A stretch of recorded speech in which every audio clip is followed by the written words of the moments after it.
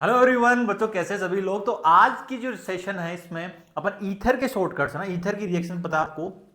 दो सबसे ज्यादा पॉपुलर रिएक्शंस है ईथर की, that is the acid hydrolysis reaction आपका ईथर का। दूसरा reaction with the concentrated HI and HBR acid के साथ। तो होता है कि भाई ये दोनों रिएक्शंस में हम डायरेक्टली ना शॉर्टकट्स लगा के डायरेक्टली प्रोडक्ट बना सकते हैं। ईथर के डायरेक्टली सवाल आते हैं और है ना जो रिएजेंट की जो सीक्वेंस वाले में भी ईथर के सवाल आते हैं, तो काफी मजा आने वाला है। तो आज देखना डायरेक्टली मॉलिक्यूल को देख के ही आप डायरेक्टली प्रोडक्ट बना दोगे। तो यस जो बजे सेशन में आ चुके जल्दी से give Thums up in the chat box. Okay, और आपको काफी मजा आ रहा होगा। और देखो कई बार होता है कि इस तरह के सवालों को जब हम ट्रिक्स आपको ऑलरेडी पता होती है ना, तो उसमें ना खुद के कॉन्फिडेंस को बूस्ट करने के लिए खुद खुद के लिए एक थम्स अप दिया करो कि यस यार ये चीज मुझे पता थी, हाँ ये मैं अप्लाई कर रहा हूँ। उससे क्या होगा, वो रिवीजन होगा, कॉन्फिडेंस बूस्ट होगा। अगर आपको ये ट्रिक्स नहीं पता थी, जब सवालों में आप अप्लाई करोगे तो सीधी सी बात है आपका टाइम जो लगता था सवाल को सोल्व करने में वो कम हो जाएगा और आपके पास इनफ टाइम होगा। हाँ जी, तो इधर देखिए एसिड हाइड्रोलिसिस ऑफ ईथर है ना, हाइड्रोलिसिस ऑफ ईथर की अगर मैं बात करता हूं बच्चों, तो यहाँ पे हम क्या करने वाले हैं तो देखिए। देखो ईथर का जब हाइड्रोलिसिस करेंगे तो आपको रिएजेंट ऐसे लिखा हुआ था, कई बार एग्जाम में रिएजेंट ऐसे लिखा होता है H प्लस और वाटर। ओके, या है ना ये H प्लस एक्सेप्ट करता है और H3O प्लस ये रिएजेंट लिखा होता है। तो मैकेनिज्म्स जो फॉलो होता है यहाँ पे ना, पानी है, polar protic salt, SN1 mechanisms यहाँ पे फॉलो होता है। तो सीधी सी बात है SN1 मैकेनिज्म्स फॉलो होता है। तो 2 डिग्री और 3 डिग्री कार्बोकेटाइन में आपको SN1 फेवर्ड होता है। ये अपन ने एक कंपैरिजन वाला सिचुएशन था E1 E2 SN1 SN2 में भी देखा था। सपोज अब ये ईथर है, अब ये वाटर के साथ ना H प्लस एसिडिक मीडियम में ही हमेशा रिएक्शंस होती है। ये ध्यान रखना ना, न्यूट्रल और बेसिक मीडियम में रिएक्शंस नहीं होती, क्योंकि ईथर के पास लोन पेयर है। दैट्स व्हाई एसिडिक मीडियम ही में ही रिएक्शंस कैरिड आउट कराए जाते हैं, क्योंकि ये खुद न्यूक्लियोफाइल है। ऑक्सीजन के पास लोन पेयर और H प्लस, तो न्यूक्लियोफाइल एंड इलेक्ट्रोफाइल इंटरेक्शन होता है। न्यूट्रल मीडियम में क्या होगा, जैसे वो है ना न्यूट्रल मीडियम में अगेन वाटर खुद क्या रहेगा, अकेला वाटर ही होगा तो वो न्यूक्लियोफाइल है, ये भी न्यूक्लियोफाइल। बेसिक मीडियम में OH minus the nucleophile, nucleophile interaction. That's why acidic medium में ही हम रिएक्शंस कराते हैं। बस आपको कुछ नहीं करना यार। अब आपको ये समझ में आ गया कि भाई कि it will follow the SN1 mechanisms.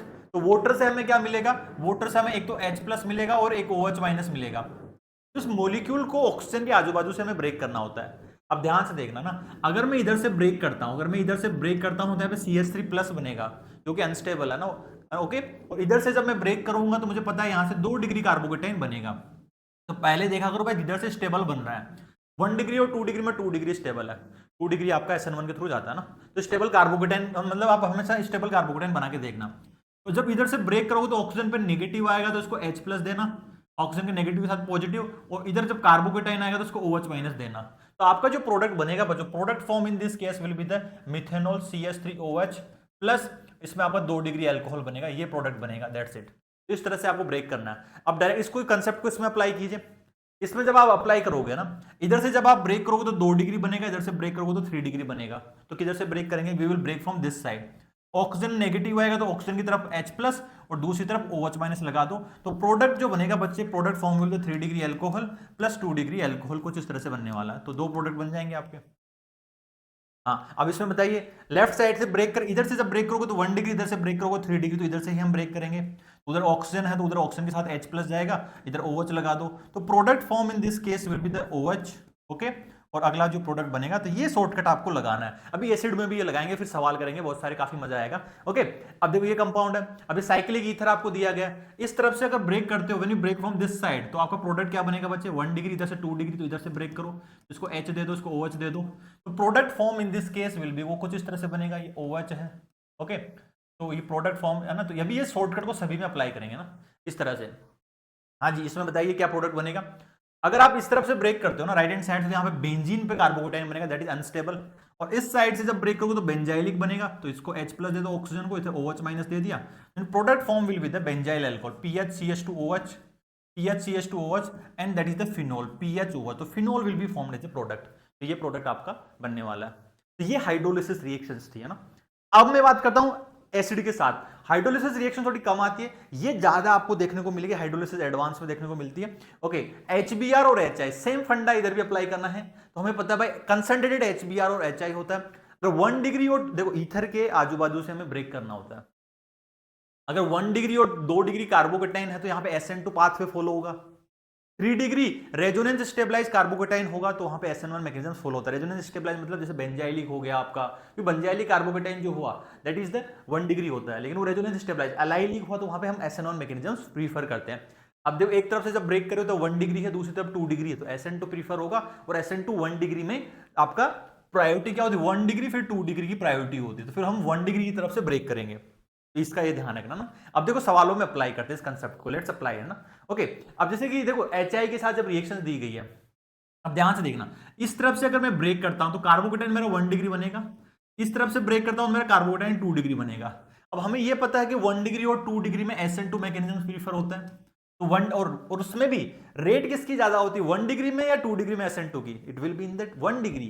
तो फिर अपन इस तरफ से ब्रेक नहीं करेंगे, फिर ब्रेक जब करेंगे बच्चे, है ना, तो इस तरफ से ब्रेक नहीं करेंगे, इस साइड से ब्रेक करेंगे। ऑक्सीजन पे क्या आएगा, ऑक्सीजन पे नेगेटिव आएगा, तो इस पे H+ आएगा और इस पे I- आएगा ना, इस तरफ से।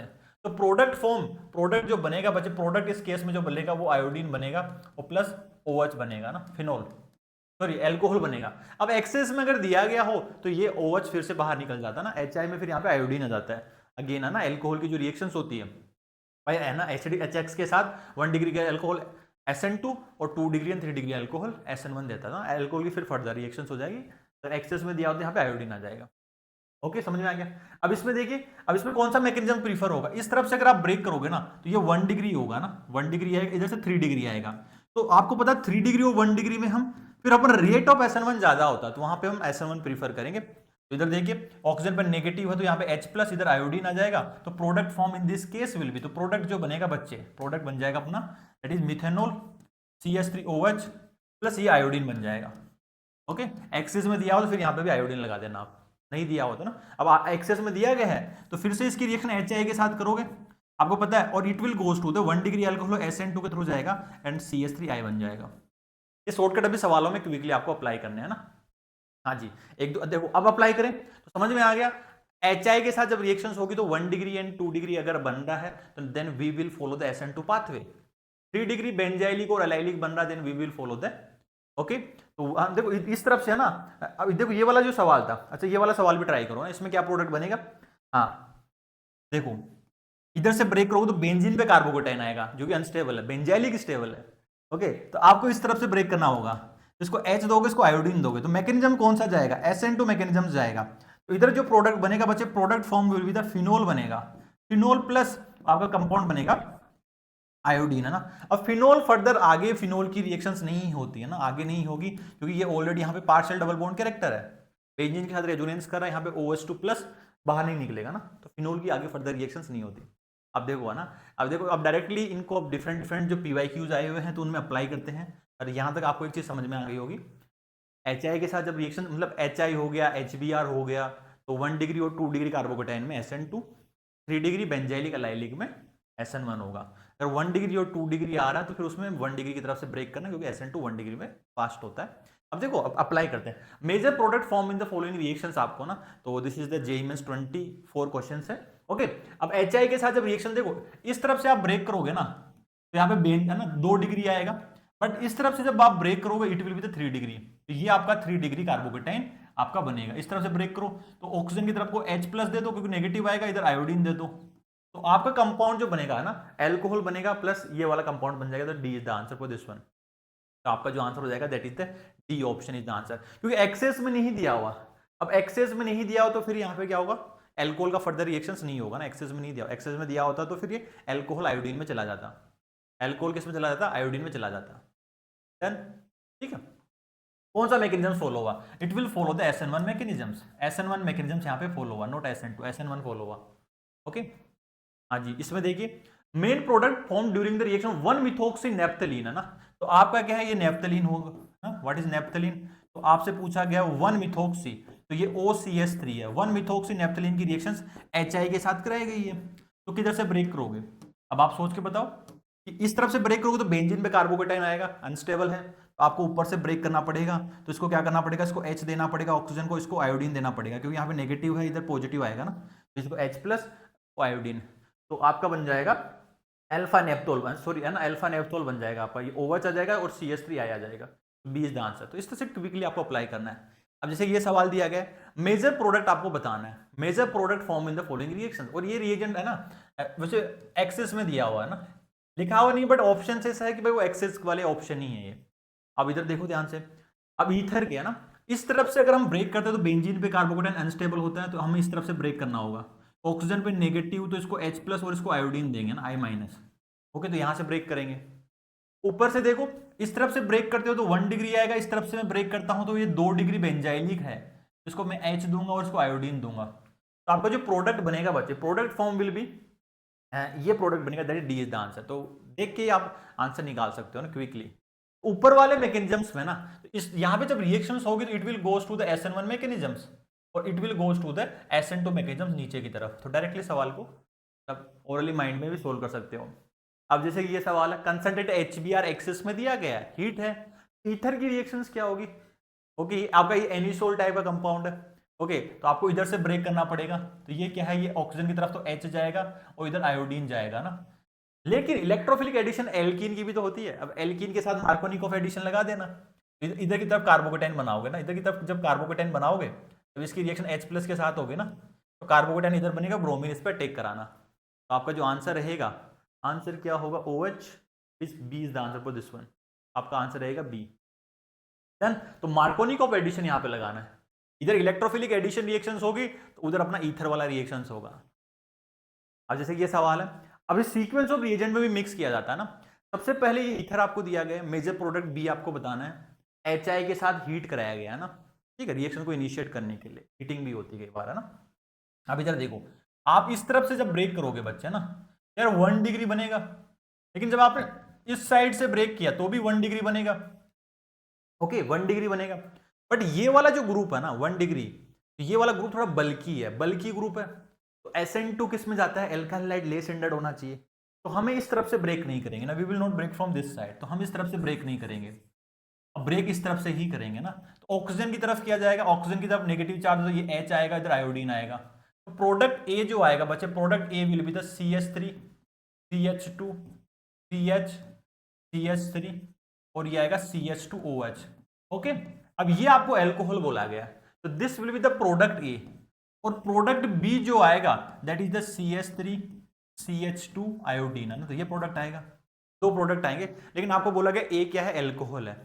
अब ए एल्कोहल है तो उसकी रिएक्शन फिर आगे H+ और हीट के साथ कराई गई है। ये कौन सा एलिमिनेशन होता है, E1 एलिमिनेशन होता है।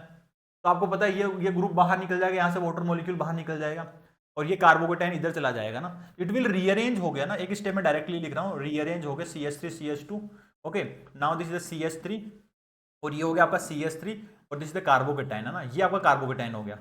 फिर इसके बाद में यहां से H बाहर निकलता है, तो ये आपका कंपाउंड जो बन जाएगा that is C।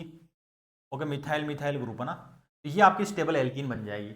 It will goes to the E1 mechanism. तो प्रोडक्ट जो बनेगा बच्चे, इसमें more Saytzeff will be the ना, तो सेजेब वाला आंसर रहेगा आपका। इस तरह से आपको रीअरेंजमेंट करना था, तो सीक्वेंस में भी ध्यान रखना। और इस सवाल को आप अप्लाई कीजिए, देखो ये काफी अच्छा सवाल था, इंटरेस्टिंग सवाल था। जब HI एक्सेस में दिया गया हो, यार इधर से तो ब्रेक करेंगे नहीं। ओके, वीडियो को आप 1 मिनट के लिए पॉज कर सकते हो और इसका आंसर ट्राई करना क्या होगा। जब आप ध्यान से देखना, जब आप इसको इस तरफ से ब्रेक करोगे तो बेंजीन में कार्बोकेटाइन आएगा, तो इधर तो टूटेगा नहीं, तो यहां से ब्रेक करना पड़ेगा। ये H है, ये आयोडीन है, तो यहां तो अपना SN2 मैकेनिज्म हो रहा है ना। बट इस वाले केस में आप ध्यान से देखो ना, दो ऑप्शन है, आप इधर से ब्रेक करोगे, एक पॉसिबिलिटी ये है, अब एक पॉसिबिलिटी ये है, अगर रेड की तरफ से अगर आपने ब्रेक किया बच्चे ना, अगर रेड की तरफ से अगर आपने ब्रेक किया तो आपका प्रोडक्ट जो बनेगा, चलो ऊपर को तो मैं ऐसे रख देता हूं, उसको तो ना ऊपर वाला तो कन्वर्जन हो गया, चलो ना, चलो इसको मैंने OH रख दिया, इधर तो मैंने क्या कर दिया, OH लगा दिया ना, रिएक्शंस करा दी। अब इधर जब आप रिएक्शंस करा रहे हो, रेड की तरफ से जब आप ब्रेक करोगे तो C ट्रिपल बॉन्ड N, इधर आपका कार्बोकेटाइन बनेगा, ठीक है, इधर आपका कार्बोकेटाइन बनेगा। और अगर येलो वाले में अगर जाओगे बच्चे, येलो वाले में जाओगे तो येलो वाले में कार्बोकेटाइन ये बनेगा, तो इधर तो ऑक्सीजन पे नेगेटिव आएगा ना, ऑक्सीजन पे नेगेटिव आएगा। अब ध्यान देना भाई, रेड की तरफ से मैं क्यों नहीं जा रहा, क्योंकि यार ये ग्रुप इलेक्ट्रॉन, माना कि ये बेंजाइलिक है, माना कि ये बेंजाइलिक है आपका ना, ये OH इस वाले केस में +M नहीं लगा रहा होगा। अगर आप ध्यान से देखोगे तो इसमें +M नहीं लगा रहा होगा, क्योंकि ऑक्सीजन की जो इधर है ना लोन पेयर, ये इधर केवल इससे इलेक्ट्रॉन ही खींच रहा होगा पोजीशन पे, है ना, क्योंकि पेरा पे होता तो इधर से फिर रेजोनेंस हो जाता, बट ये क्या है आपका मेटा पे है, तो ये इधर से इलेक्ट्रॉन खींच ही रहा होगा, और ये साइनाइड भी इससे इलेक्ट्रॉन खींच रहा होगा, तो ये अनस्टेबल है, ये अनस्टेबल है। ओके, तो ये 2 डिग्री कार्बोकेटाइन है। आपका मैकेनिज्म हम इधर से नहीं जाएंगे ना, we will not go from this side, तो ये इस तरफ से नहीं जाएंगे ना, ध्यान रखना, क्योंकि OH इधर से, ये जो ग्रुप है ये आपका, ओके, इलेक्ट्रॉन खींच ही रहा होगा, तो इधर से इसको H देंगे और इसको आयोडीन देंगे, तो आपका जो प्रोडक्ट बनेगा ना इसमें OHCN, तो ये आपका सी आंसर आएगा, साइनाइड OH, ठीक है, OHCN, और उस पर आयोडीन नहीं आएगा ना, क्योंकि फिनोल आगे रिएक्ट नहीं करता, फिनोल की फर्दर रिएक्शंस नहीं होती ना, तो ध्यान से देखना, तो आपका आंसर रहेगा सी। इस तरह से आपको अप्लाई करना था ना, तो ध्यान, दैट्स इट। ओके, तो शॉर्टकट से आप सारे सवालों में आप अप्लाई कर सकते हो, और बाकी के सवाल ना, अगर ये सारे शॉर्टकट्स आप जेएमपीपी में ना, ऑल इंडिया जो मॉक टेस्ट आपकी जो चल रही है उसमें आप अप्लाई कीजिए। अगर आपको ऑलरेडी आता है तो है ना, अच्छी बात है कि आपका एक अच्छा खासा रिवीजन हो रहा है। बाकी J25 सेक्शंस में आप जाके है ना, ग्रेविटी बेच में आप बाकी के जो चैप्टर्स अगर आपके बचे हुए हैं तो उनको कंप्लीट कीजिए क्विकली, लाना वहाँ पे अच्छे खासे सवाल आप प्रैक्टिस कर सकते हो। और क्वालिटी कंटेंट यहाँ पे आप फ्रीली है ना, J1 ऐप डाउनलोड नहीं किया तो यहाँ पे क्वालिटी कंटेंट ऑलरेडी रखा हुआ है फ्री ऑफ कॉस्ट, तो उसको भी आप देख सकते हैं ना। ओके, वहाँ से भी आप ना कंप्लीट कर सकते हैं। CBT PYQ खजाना है पूरा फ्री आपके लिए, तो इसमें जाके आप NTA यूजर इंटरफेस है ना, वैसे ही फॉर्म में आपका यहाँ पे बना हुआ है, और वहाँ जाके आप प्रैक्टिस करते रहिए। ओके, और ये अपना ग्रेविटी बैच ऑलरेडी चला है, जिसके अंदर JMP भी ऑलरेडी इंक्लूडेड है। तो जो बच्चे सोच रहे हैं कि यार उनका कुछ सिलेबस रह गया है, तो please enrol in the gravity batch, और यहाँ से आप पूरा अपना सिलेबस कंप्लीट कर सकते हैं। जिनको लगता है उनका सिलेबस हो गया बट उनको रिवीजन करना, रिवीजन नहीं हो पा रहा, तो one of the best batch for the revision. और जिनको लगता है कि नहीं हमारा रिवीजन भी चल रहा है ना, हमारा सिलेबस भी हो गया, हमें और नए सवाल रैंक बूस्ट करनी है, तो ऑलरेडी उसके लिए बूस्टर सेशंस यहाँ पे लगे हुए हैं, DPPs अलग से एक्स्ट्रा है, तो उससे आपकी काफ़ी अच्छी खासी प्रैक्टिस हो जाएगी। और JMP फुल मॉक टेस्ट यहाँ पे आप देते रहो बच्चों। ओके, क्योंकि उससे क्या होगा, फुल मॉक दोगे तो काफ़ी आपको फायदा मिलेगा, और उससे क्या, तो इसको हम प्रिडिक्टर पेपर्स बोलते हैं कि एग्जैक्टली जो आप इसी तरह के सवाल आपको एग्जाम में देखने को मिलेंगे, जो आपके टीचर्स खुद डिस्कस करते हैं, खुद ही बनाते हैं। Okay, thank you everyone for your time, love you all, है ना, और take care and all the best.